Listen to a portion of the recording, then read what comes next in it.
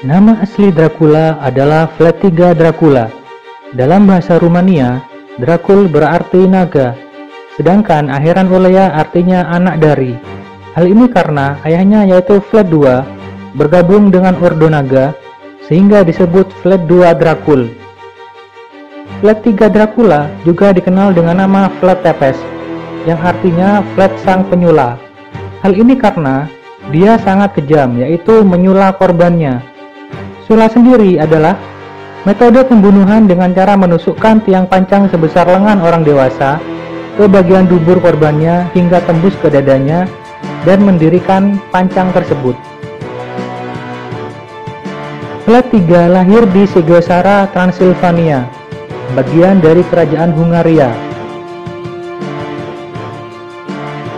Pada tahun 1436, ayahnya, Vlad II Dracul, naik tahta. Kemudian digulingkan pada 1442 oleh faksi saingannya yang bersekutu dengan Hungaria.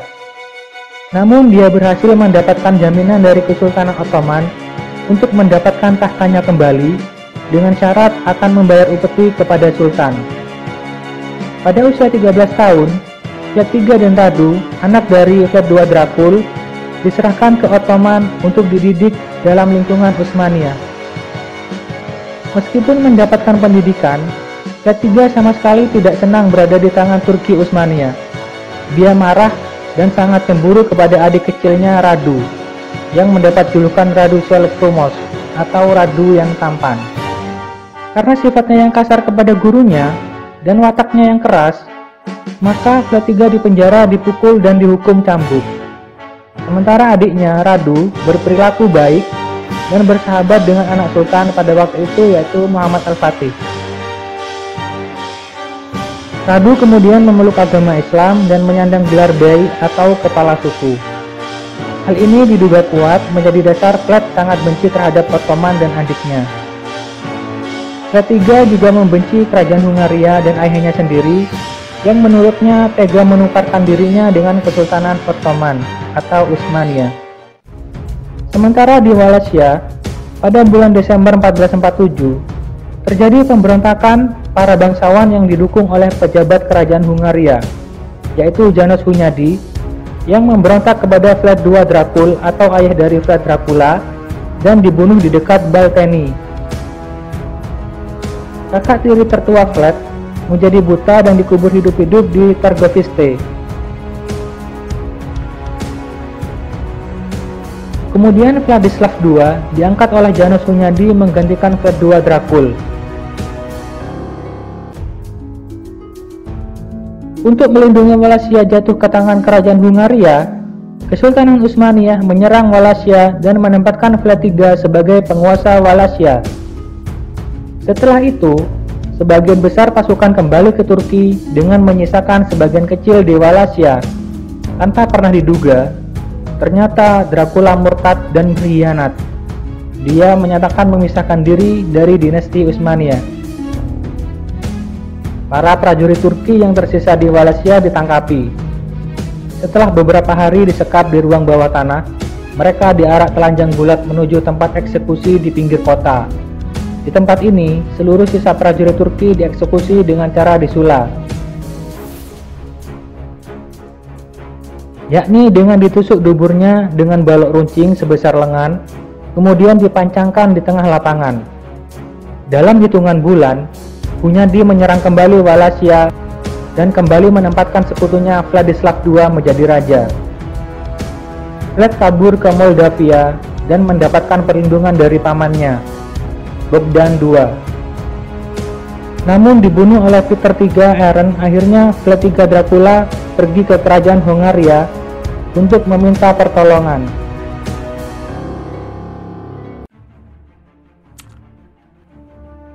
Terkesan dengan pengalaman Vlad yang pernah berada di Kesultanan Utsmaniyah, Hunyadi kemudian merekrut Vlad dan menjadikan Vlad sebagai penasehatnya. Pada tahun 1456, 3 tahun setelah penaklukan Konstantinopel, Muhammad Al-Fatih dari dinasti Utsmaniyah menguasai sebagian Hungaria dengan merebut Beograd. Hunyadi masih berkonsentrasi dalam penyerangan di Serbia, sementara Vlad III dan pengikutnya berangkat ke Wallachia untuk berkuasa dan membunuh Vladislav II dengan pertarungan 1 lawan 1. Masa pemerintahannya kali ini adalah masa-masa teror yang sangat mengerikan. Yang menjadi korban aksi sadisnya bukan hanya umat Islam, tetapi juga tuan tanah dan rakyat Wallachia yang beragama Katolik. Di hari Paskah tahun 1459, Dracula mengumpulkan para bangsawan dan tuan tanah beserta keluarganya di sebuah gereja dalam sebuah jamuan makan. Setelah semuanya selesai makan, dia memerintahkan semua orang yang ada di tempat itu ditangkap. Para bangsawan yang terlibat pembunuhan ayah dan kakaknya dibunuh dengan cara disula, sedangkan lainnya dijadikan budak pembangunan benteng untuk kepentingan darurat di kota Ponari di tepi sungai Agres. Sejarawan Yunani Chalcodiles memperkirakan jumlah semua tahanan mencapai 300 kepala keluarga, terdiri dari laki-laki dan perempuan, orang tua bahkan anak-anak. Aksi Dracula terhadap umat Islam di Wallachia jauh lebih sadis lagi. Selama masa kekuasaannya, tak kurang dari 300.000 umat Islam dibantainya. Peristiwa sadis ini diawali dari pembantaian para prajurit Turki setelah Dracula mengumumkan perlawanannya terhadap negara itu. Kemudian pada 1456, Dracula membakar hidup-hidup 400 pemuda Turki yang sedang menimba ilmu di Wallachia. Mereka ditangkapi, ditelanjangi, diarak, lalu dimasukkan ke dalam sebuah aula. Aula tersebut dibakar dengan ratusan pemuda Turki di dalamnya. Aksi brutal lainnya adalah pembakaran para petani dan fakir miskin muslim di Wallachia pada acara penobatan kekuasaannya. Para petani dan fakir miskin ini dikumpulkan dalam jamuan makan malam di salah satu ruangan istana. Tanpa sadar mereka dikunci dari luar, kemudian ruangan itu dibakar. Dendam Dracula terhadap Turki dan Islam semakin menjadi. Untuk menyambut hari peringatan Saint Bartolome 1459, dia memerintahkan pasukannya untuk menangkapi para pedagang Turki yang ada di Wallachia. Dalam waktu sebulan, terkumpullah 30.000 pedagang Turki beserta keluarganya. Para pedagang yang ditawan ditelanjangi lalu digiring menuju lapangan penyulaan. Lalu mereka disula satu persatu. Dracula juga menyebar virus penyakit mematikan ke wilayah-wilayah yang didiami kaum muslimin. Dia juga memerintahkan pasukannya meracuni sungai Danube untuk membunuh pasukan Turki yang membangun kubu pertahanan di selatan sungai tersebut. Pada 1462 Masehi, Sultan Turki Muhammad Al-Fatih mengirim 60.000 pasukan untuk menangkap Dracula hidup atau mati. Pemimpin pasukan adalah adiknya sendiri yaitu Radu.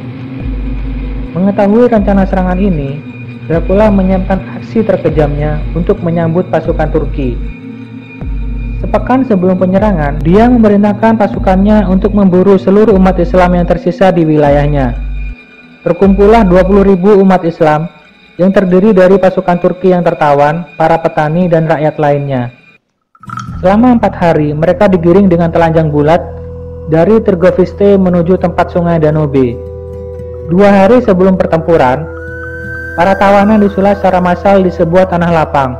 Mayat-mayat tersula tersebut kemudian diseret menuju tepi sungai, lalu dipancang di kiri dan kanan jalan, yang membentang sejauh 10 km untuk menyambut pasukan Turki. Pemandangan mengerikan ini hampir membuat pasukan Turki turun mental. Namun semangat mereka kembali bangkit saat melihat sang sultan begitu berani menerjang musuh.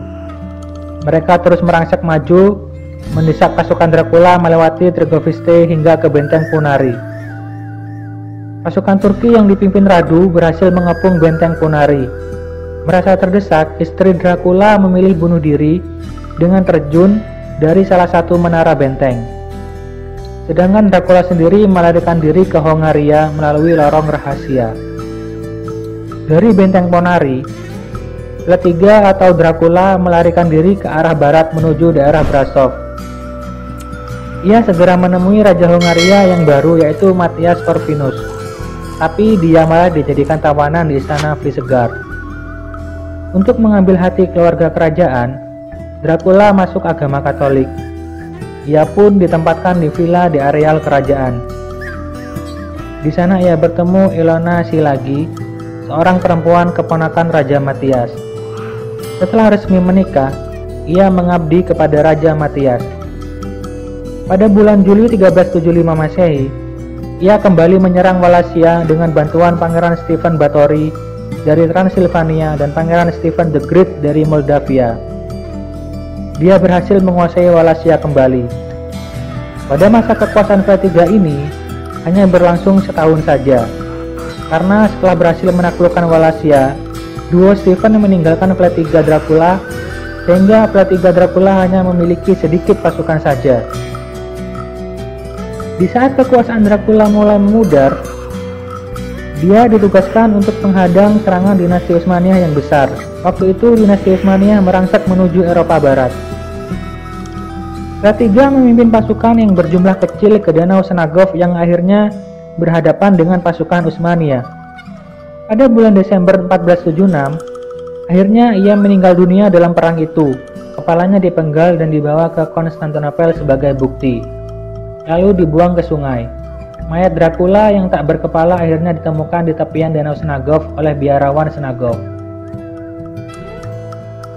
Mereka membawa tubuh Flettida Dracula ke gereja Snagov untuk dimakamkan di sana sesuai permintaannya.